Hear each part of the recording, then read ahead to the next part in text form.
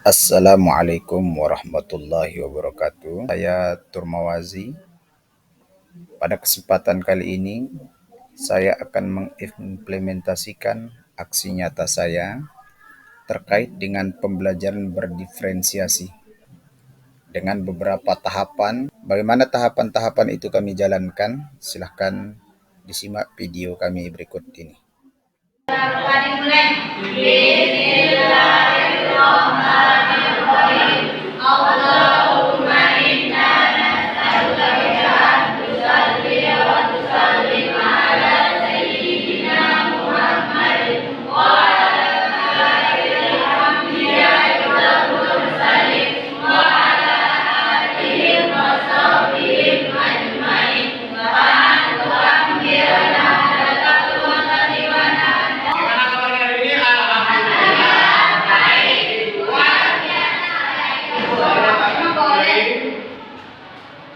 Silahkan sesuai dengan perasaan dan harapannya. Alisa Febriani. Apa dia mana? Itu Andi Kurniawan. Pengen. Oh, sama ya. Baik dia.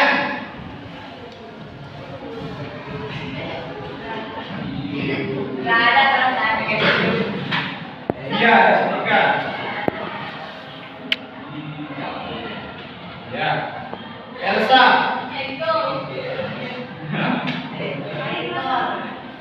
Emi Aranda. Mas Billah. Ya, Hendra.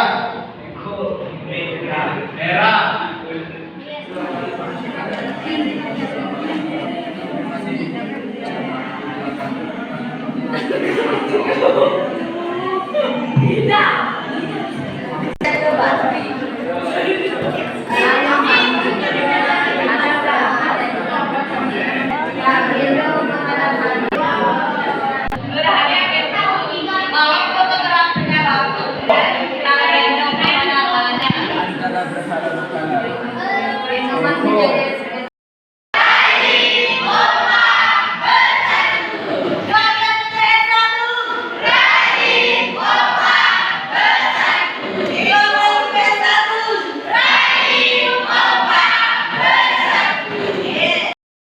Mengenai pertumbuhan dan perkembangan.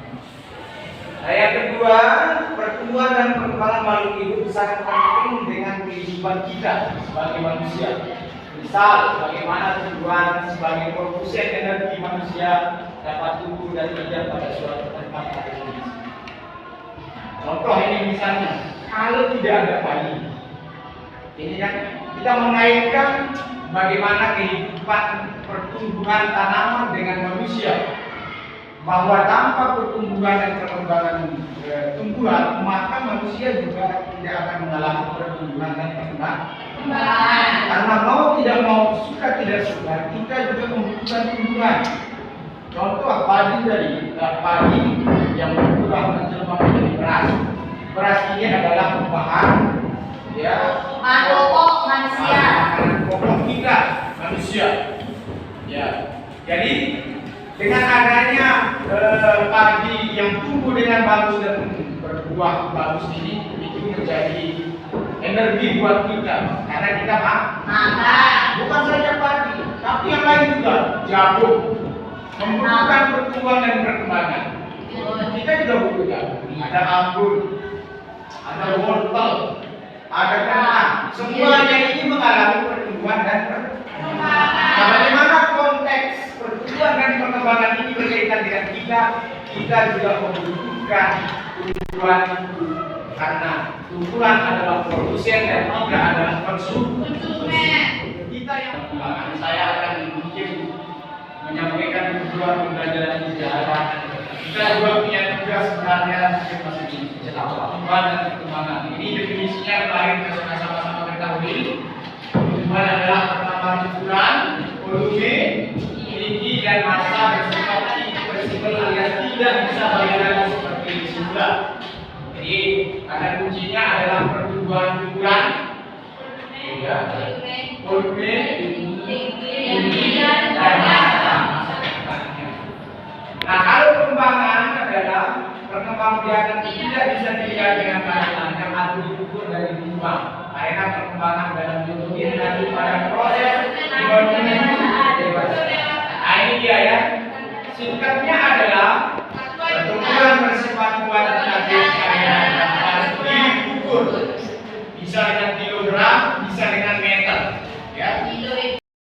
Oke, kita akan mulai dari gen terlebih dahulu.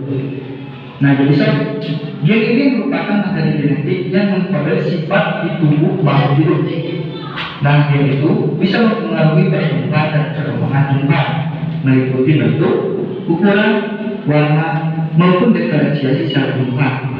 Contohnya nih, gen pengatur warna pada bunga mawar. Jadi, gen-gen yang berbeda-beda itu akan membuat bunga mawar ada yang berwarna merah ataupun ada juga yang berwarna putih. Nah, itu yang contohnya.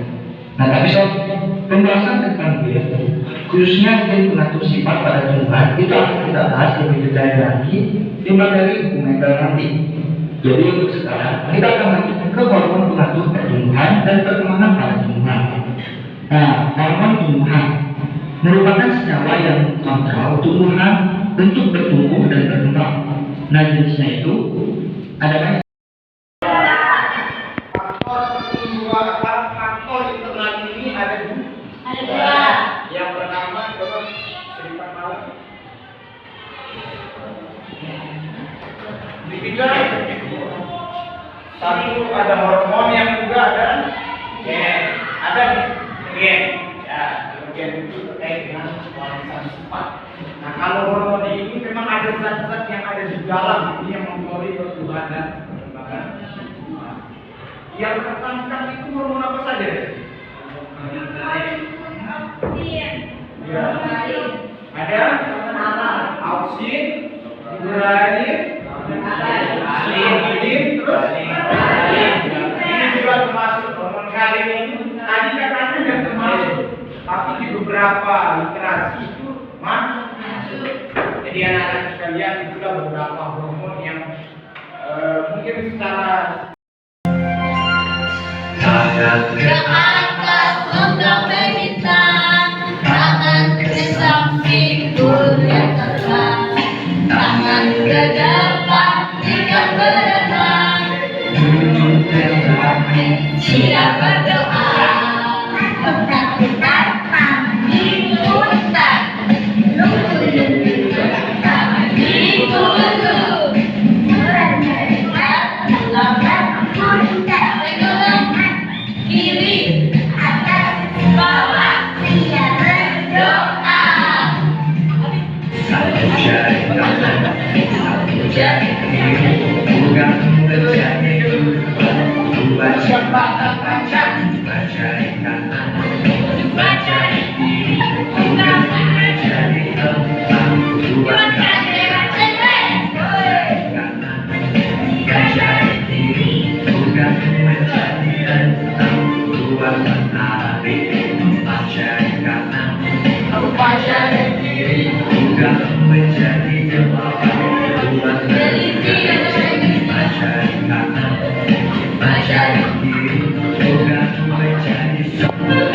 Siap berdoa. Ayo. Kalau internal ini yang tadi itu kan ada gen dan ada hormon ini macam-macamnya apa?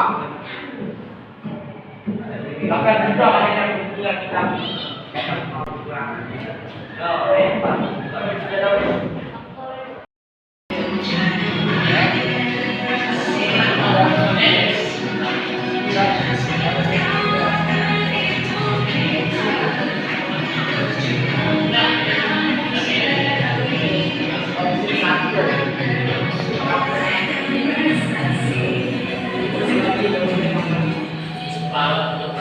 Ini besar ini. Mempengaruhi pertumbuhan dan perkembangan. Dua faktor utama adalah yaitu keturunan dan persekitaran. Keturunan kesan genetik dari pada ibu bapak kepada anak-anak dikenali sebagai semula jadi. Persekitaran kesan melalui persekitaran seperti kekeluargaan dan dikenali sebagai pemeliharaan. Keturunan dalam kurung semula jadi yaitu endogen.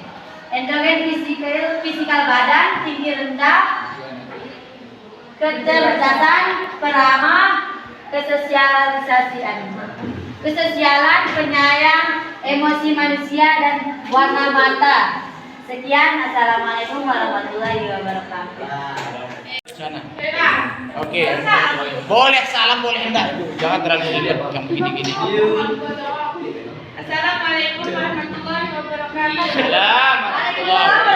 Kita akan presentasi tentang faktor eksternal, di mana ada 3 faktor eksternal di antaranya yaitu 1. Suhu atau temperatur, 2. Air makanan, 3. Kelembapan, 4. Air, 5. Makanan, 6. Oksigen 7 derajat. Di mana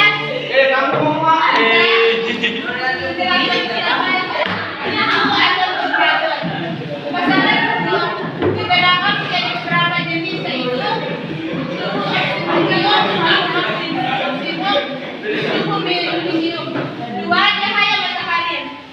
Cahaya matahari berperan dalam pertumbuhan dan perkembangan tumbuhan, yaitu berperan dalam fotosintesis.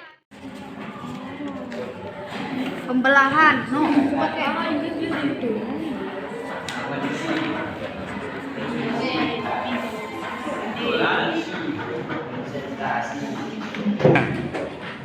Udah bawa ini apa?